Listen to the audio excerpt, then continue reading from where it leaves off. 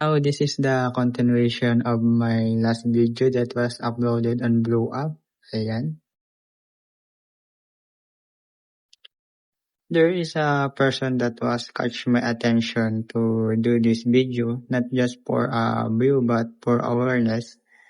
Because he is still insisting na tama yung ginawa nung technician na gumawa ng unit ng customer. So ayan, basahin natin yung comment niya. Unang comment niya ay ito, hindi yan delikado. Now ito ang mahirap sa mga technician na mga natuto lang sa mga field, yung mga helper na mga natuto lang sa field maglinis na naging technician na rin, dahil hindi nila ina-analyze kung gaano nga ba kadelikado yung pagda-drop in ng R32 sa R410A na system na hindi nag-undergo ng tinatawag natin na retrofitting na kung saan pinapalitan yung mga parts na kailangang palitan. Ito ay delikado sa system dahil pwede na itong sirain yung compressor dahil sa yung R32 ay mas mataas yung discharge temperature which result na pwedeng yung oil ay mag-carbonize.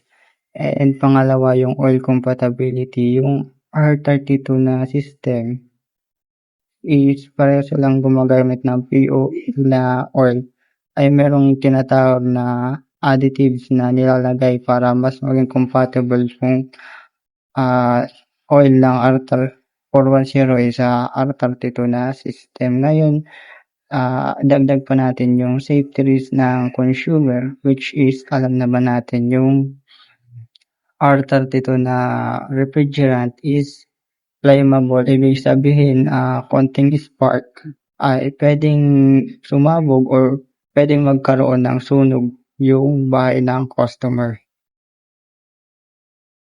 Now, let's move on to the second comment. Sabi niya, bakit ko alam? Proven and tested ko na yan. Now, this kind of technician is a trial and error technician na kapag nag-work sa isang system, yung ginawa niya ay gagawin niya na rin sa ibang system dahil sinasabi niya na nag-work naman, okay naman, lumamig naman, ay okay na yan. Now, the question is, it is advisable? It is recommendable? It is feasible? Kasi maaari ngayon ay okay yung system, lumalamig, nagagamit ng customer, pero yung lifespan ng unit ay umiikli which is madaling masira. Kasi marami na akong mga ganyan na mga na-diagnose na system na yun ay pinalitan lang ng compressor, tapos pinalitan ng karga, minsan R32 or R410, tapos ayun nasira agad. Now, this is the factor kung bakit nga ba maraming mga unit ang madaling masira kapag ginalaw na ito kasi maraming mga technician ay nagpa-practice lamang at ginagawang trial and error yung mga aircon ng mga customer kasi pinapalitan nila ng ibang refrigerant yung system na hindi naman talaga specified para sa system na yun kaya ang nagsasuffer ay yung compressor at nasisira agad.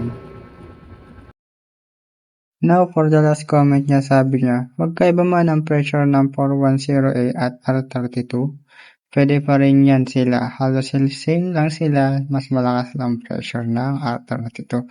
Well, okay naman. Tama naman yung sinasabi niya na magkaiba yung pressure ng R410A at R32. At mas malakas lang ng konti yung R32. Kaso magkakaproblema yan kasi magkaiba yung tinatawag natin na saturated suction temperature or yung tinatawag natin na boiling point ng R410A at R32. At kapag magkaiba yung saturated suction temperature, magkaiba rin yung pressure ng low side. And pangalawa, magkaiba rin sila ng discharge temperature. Mas mataas yung discharge temperature ng R32 kaya possible magkaroon ng carbonization yung oil ng R410A na system. And pangatlo ay magkaiba rin sila ng saturated condensing temperature or yung temperature ng refrigerant sa loob ng condenser which pag magkaiba mas mataas yung R32 ay mas mataas din yung pressure ng refrigerant sa loob ng condenser, which hindi nakadesign yung condenser ng R410A sa pressure ng R32 na refrigerant. At idagdag natin yung tanong niya dito na bakit hindi lumalamig? Possible puro hangin na ipasok, hindi liquid. At dahil nga hindi nakadesign yung R32 na refrigerant sa R410A na system, ay asahan na natin na hindi masyadong lalamig yung aircon na yan. Hindi yan dahil sa possible puro hangin ang naipasok or liquid, kasi yung R32 na refrigerant is a single chemical refrigerant wherein hindi ito nagsasuffer ng fractionalization, pero kapag ito ay nilagay mo sa R410A na system ay possible na mag-suffer ang system ng fractionalization na tinatawag, kasi yung R410A na refrigerant is combination of R32 and R125 na refrigerant. Kaya kapag nagkaganon, yung R410A na refrigerant ay hindi nasusunod sa pressure and enthalpy ng isang R410A na system.